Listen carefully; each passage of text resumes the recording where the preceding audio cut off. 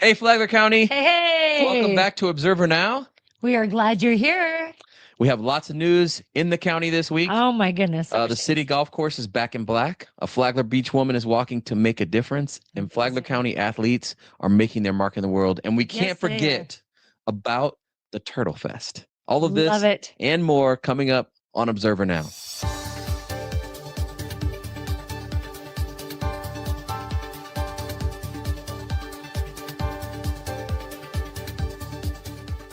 So we start off this week with some news of a reported candidate for governor who now is arrested, right? Right. And he was arrested on multiple felony charges. Robbery, battery of someone over 65 years old. And the person who called it in was his mom.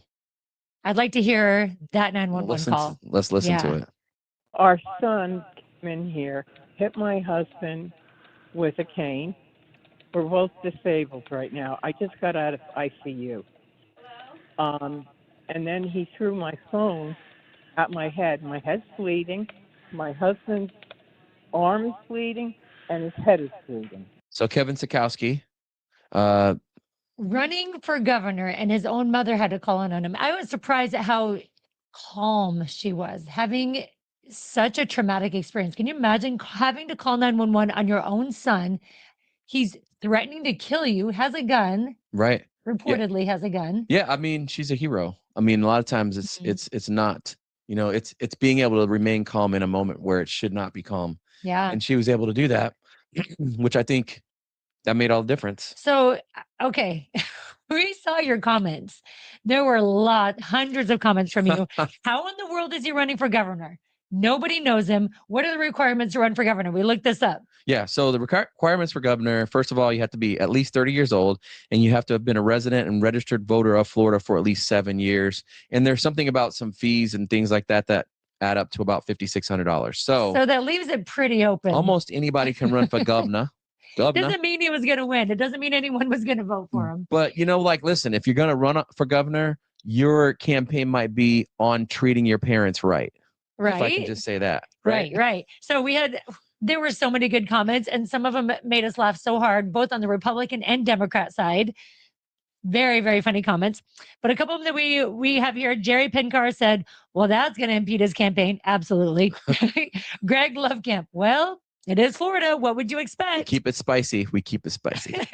Russ Hassel, Florida man running for governor. Do you guys know about Florida man? My kids, kids. Just Google it. Yeah. They Florida love man. researching Florida man. AJ said he found out his parents are not voting for him. Now, we know this is not funny. This is not a funny situation. Not at all. But we appreciate your comments. And I thought that was. Well, and we hope well wishes for those people who are assaulted. And you know what? This is a thing. This is a real thing that's going on right now. For many families that people go through. Yeah. So it's important to keep our eyes out on that.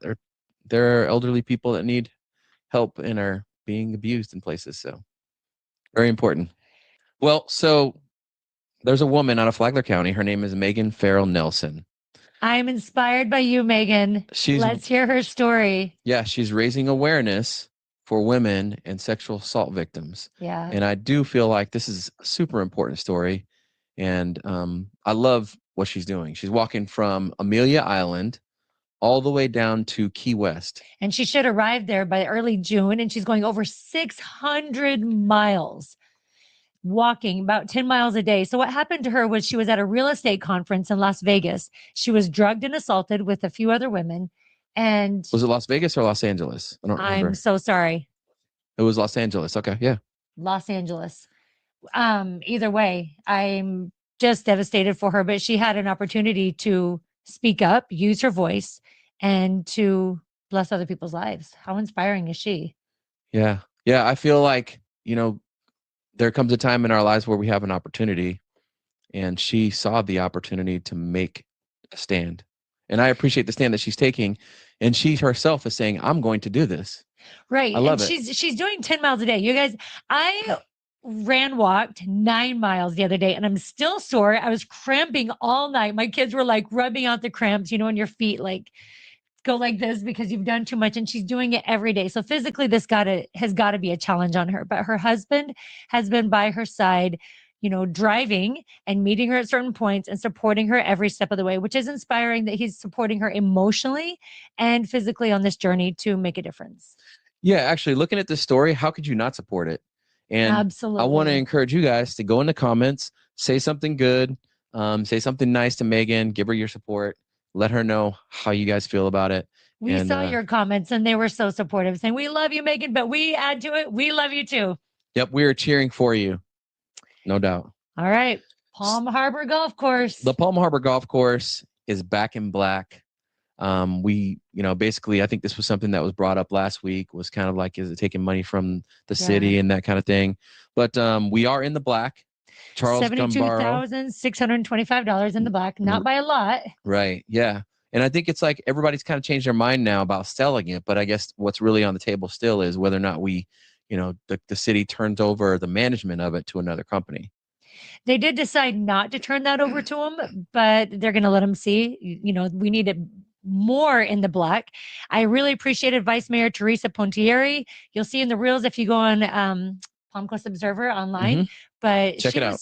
Yeah, she was standing up for him. She said she cares about the people trying to make the necessary changes, right?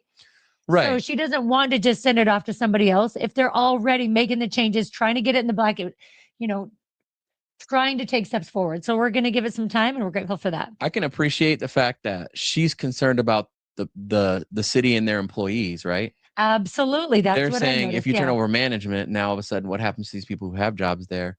Will they be able to keep those jobs? All of that kind of thing. Right. And she's saying, man, they've done such a great job to turn it around now that we're in the black. And of course, Mr. Gumbaro wants us to know that, hey, we're in the black, but we're basically one major fix away from being in the red again. Right. So, but I think that's important though, that we are in the black, and we don't know next year, maybe we get more in the black. And so, so I think it's good to support that. So Josh Cruz reading competition was just last week. Competition. Sorry. It was a writing competition. Yes. And they got a chance to read out loud, which is why I thought reading. All ages. They're reading out loud what they had written. Well, I think in the age of essays, poems. Yeah, in this age of video games and watching reels, it's great to see some of the kids are out there writing and then sharing their writing. I'd love to hear some of this. So first, real quick though, my first question was, who is Josh Cruz? And Josh Cruz was somebody who loved writing. He loved reading as well. Mm-hmm. And, we want to honor him and his legacy of that by these youth, these children and youth who are doing the writing. Yeah, let's hear it. Your best friend is always right by your side. You may have some fights, and that's all right, but friendship is so strong that nothing can go wrong. You stand still, just waiting. Then you begin to start fading. After you look down and unpack, just turn it back. Have you ever heard of the Penobscot tribe? I really hope you said yes. They live in the state of Maine, and they also have a river named after them, called the Penobscot River. I want to forgive you. I want to forget what you said. I want to turn back the last 60 seconds. Ice is nice. As large as a tower, as small as a power, but ice has a history that includes a little mystery. I love that they're writing and that they're sharing their writing. And they're expressive. It's creative. All of them, yes. Yeah, I got chills just now. I think more of us should be looking for these ways to really express ourselves, right? And they're doing it in such a great way. Yeah, in that short moment, I felt the emotions that they were feeling. I love it. So that's exciting. And that was Flagler County Education Foundation that's promoting that. And we're grateful for that. Yeah, congratulations. We're doing great things in the county. Yeah, there was over 100 and almost 150 submissions on that, which is a record for the county. So we love to see it continue. Yeah. And congratulations we had a science fair last week. And the winner of the science fair was a Wadsworth Elementary student. Her name's Margaret Ryder. Way she to got go, first Margaret place. Ryder. And you know what she did? Her project on the size of a horse's heart. Not just the size of it, but does the size of it affect how fast you run? How in the world does somebody her age, fifth grader, figure that out? I'm just trying to wrap my mind around it. Mm-hmm. How do you measure the speed? How do you measure the heart? How do you do all this? I want to see your science project. Yeah, huge congratulations to her. And there were two other youth that from Old Kings that got second and third. So listen, Make sure you watch this reel. yeah, make sure you check that reel out. It takes me back because the science fair was always a big deal Yeah. at my school. I For never sure. won the science fair. It was always the kid with the volcano. I don't know. And I you could always never wanted do the the volcano. I I'm could so never sorry. do the volcano, you Why know? couldn't you do So the volcano? I don't know. My parents were like, I don't know. We don't know how to do a I don't do volcano. So And we didn't have like Google back then. So you couldn't just be like, Right, I'm gonna do it Google how to do a anyway. volcano. So, so I was doing other stuff. so I did a science fair project and I forgot about it until the week of, right? And my sweet dad, which I bet, leave in the comments if your parents did the majority of your science project. I will admit my dad did the majority of mine, but he was so awesome. He was like, oh, we got to get this done. And so we're sawing and building, and we built these dams. And, try to show the example of what a dam does and the power that it brings to the community. Sweet It was Papa. so good that the news station came by and was like videoing my science project. Congratulations, winner. Thank you. Well, I didn't win it. Oh, They well, just you thought it should've. looked interesting. Okay. But okay. My parents never swore ever. And I remember he'd always say, because we have all this paperwork from the dam project. And my dad would say, Rachel, give me the dam papers. And he would laugh. Just trying to sneak it in. Because Just he was trying to sneak it in. sneak in his words there. That's funny. He's like, this damn project. That's a papa. That's a papa story for sure. Yeah. So if you don't know, there's two different spellings. Look that up on Google. So that's great. Science projects, bring them back. We love seeing the science projects. Yes. Congrats to you guys. And today, the latest version of Palm Coast Observer hits newsstands. And here's Rich Carroll with the headlines. Thank you, Abe and Rachel. Let's take a look at the headlines from the front page of the all-new Palm Coast Observer. Drone Wars. Flagler Sheriff's Office to begin implementing drone first responders. Sell school land. Flagler School Board gets offer on corporate drive land. If it sells the property, should the district pursue a pool? And Pirates prevail. Matanzas Pirates double up with district quarterfinal lacrosse wins. These stories and more in the all-new Palm Coast Observer, available for free at your local newsstands today. This is not the first time we've talked about the Matanzas tennis team. Last week, we were talking about them because they had the opportunity to go to undefeated. So proud of them. Well, they did it. They went to St. Augustine. They beat St. Augustine Yes. 5-2. Undefeated season, kind of amazing. Completely amazing. I'm just like- undefeated season. Yeah. Not a single loss. They said some of them were kind of close, and that coming into the season, they knew this would be a little bit of a different season because they had some new players come in, but absolutely amazing. Listen, guys, chills don't lie. I got chills again. I got chills for the science projects. I got chills for the Matanzas player. I'm just so proud of them. Huge congratulations to yeah. the tennis team. And I'm sure the coach right now is saying, okay, it's just the beginning because now they have the postseason. They got to prove it. And apparently they are doing some of the postseason at the Southern Recreation Oh, Center. are they really? So keep your eyes open for that. Go support the Matanzas Yeah, tennis the team. racket place, right? And hopefully they'll keep taking that and going and making it happen, man. Believe in yourself. So let's watch and see how that story unfolds. And big things are happening in FBC. FBC's track team. Wow. Can we just say wow? The This- energy. Look at the energy. I this want to be year. there. Yeah, this year they have been amazing. They sweep the 5-star conference Yeah. championships, Boys and girls. boys and girls teams. Pretty amazing. Yeah, the girls had a edge out Spruce Creek, Yeah. but the boys dominated. It's absolutely amazing. We're so proud of you, and we especially love that energy.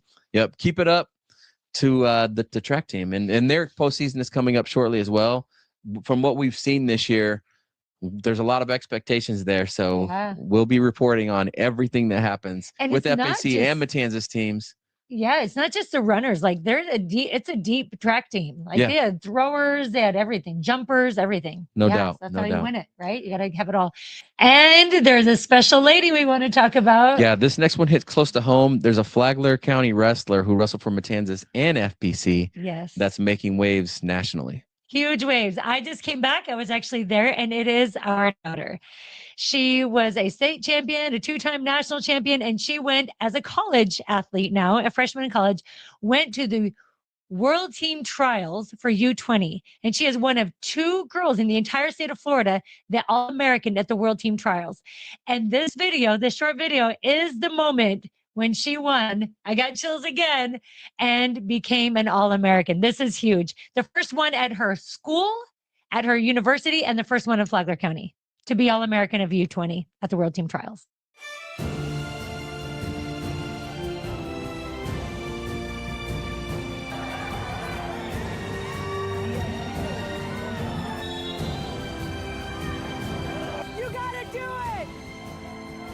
You gotta do it! Yes! Hit her! Yes! Oh my gosh!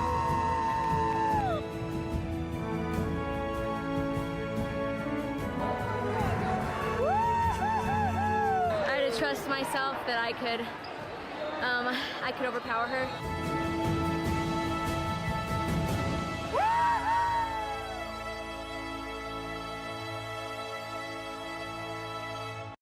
An excited mom. Very Right. excited. And You can tell. excited The coach as camera well. was shaking. All of us were just shaking with excitement. The first ever. So huge. I mean, this is huge. This is, I don't know if you could see the medal, but it says this is where Olympic journeys begin, right? Sure. And that's her goal. And there are a lot of athletes coming out of Flagler County. I think we take it for granted. These wrestlers coming out of Flagler County are incredible. They're elite. Yeah. We have a number of them that I are get in chills college again. and really making noise where they are. And so I'm excited to see not only Mariah's journey, but the rest of these girls that are out of Flagler County see their journey Yeah. going on in college. So, Several of them are wrestling in college. and of course, all of that news you're going to get here on Observer Now. So Yes. Can't wait to celebrate you all. no doubt. And we wrap this up with the Turtle Fest. I mean, My favorite. Oh my should goodness. I say more? Like really? No. Okay. I was. Were they just giving away like chocolate over like pecans and caramel the whole time? Stop. Or That's not the same turtle. oh, okay, my bad. I do love those turtles. But when I found out I missed it this year, I was devastated. Okay, maybe that's a little extreme, but I was really sad because I truly love the Turtle Fest. Last year, I went to this Turtle Fest. They're celebrating all turtles, but especially the sea turtles. We really, really are preserving those sea turtles. No But all doubt. turtles, the tortoises, the turtles. And when I was there last year, I watched these tortoises fighting each other, but it was slow motion fighting. They're like crawling on top of each other and they're like fighting. And I stood there for, Turtle WWE, huh? yeah, All right, it was here we so go. good. Yeah, so good. But they also talk about the importance of, these turtle nests and preserving them. And, that's very important. It needs to be clean, dark, and flat, the area where their nests are. Do not disturb those. Yeah. So it's season, I think May through November or something like that, right? So start coming up. The season's coming up. So just keep your eyes out for that. And you can adopt a nest. And this is what I Yeah. think is really cool. If you have a family or you yourself just by yourself want to do it, you can adopt a And it nest. doesn't cost And we encourage much. you all to do it. Yeah, Yeah. it doesn't cost much to adopt a nest, but you get an opportunity to go down there. What are some of the things that we did as a family when we adopted the I nest? loved it. So I remember whenever it was becoming close to the time that they would be hatching, they tell you they're different stages because they know whenever they've been hatched or the approximate time. And we went out there late at night as a family and we saw there was seaweed or we saw there were tracks that were from humans. So we try to make it flat, right? And, they don't want bright lights near there during the time that they'll be hatching because they need to follow the moonlight. Right. And, yeah, we were out there as a family, raking it out, flattening it out, making sure the pathway was just perfect for these little turtles. Well, we also got to go down and see some of them that were born walking to the ocean, Yes. making that trek, that journey. So what happens if you have a nest is that they call you the morning that they're going to dig it up. They dig up the nest because when they've seen that some of them have hatched and they dig it up to see if there are any others that didn't get out. And there usually are some that, they're not able to crawl themselves out and they're still alive in the little egg. And our nest, they'd all gotten out, but they took us that same morning to a nest nearby and they said, well, let's check this one. And they pulled it out and there was another turtle. There were several other turtles that Yeah. were just like waiting to try to crawl their way out. And so we watched them crawl out to the ocean. Oh, It's there's such a nothing more cool thing to precious. watch. Yeah, it's such a cool thing to watch and be involved in. If you want to adopt a turtle nest, go to flaglerturtlepatrol.com and you can actually sign up there. It's super easy. And listen, we encourage you to go do it. Let's get record numbers of people adopting Yes, turtle great nests idea. this week. I love it. And our takeaways. What are your takeaways? My takeaway. Well, so let's see. The first thing is we need to be a little more aware of our elderly people in our communities, Oh, by all means. as well as we need to be aware of, some of the things that one thing that we didn't mention with the We whole, live by a lot of elderly people. we do. And we love them. I've given them massages. I've, gone grocery shopping for them. And so, yeah. Yeah. So I would say the other thing is awareness for sexual assault on women and women Yeah, victims. absolutely. It's important that we understand that's happening here. And so when we see things like that, see something, say something. And that's You have a voice. I heard several people, even with the speeches that the youth were giving, you have a voice. Yep. You're not alone. That was what she stressed over and over again. You're not alone and you have a voice. and also with that is that, when there's something that you feel like you're being called to make a difference, step up and do it so that you can make a difference. Right? Absolutely. So Instead of looking at other people to make the my difference. takeaway is that it's so fun to celebrate people. It is. Yeah. Like it's so fun to celebrate the people doing the science fair projects, the speaking, So the exciting. writing, this tennis, the track, the wrestlers. Let's just celebrate each other. And that's what I saw a lot in the comments of people saying, way to go, great job. And that's why we shared this on Observer Now, is because we want to celebrate the people of the Flagler County. It's you guys are inspiring. amazing humans. It's inspiring to be involved with people who are reaching for such great things. And I think it inspires me to reach for more each day in my life. That's it. We're glad you're here, you guys. Thank Yeah. you for being here. Thanks for joining us, and look for us next week on Observer Now.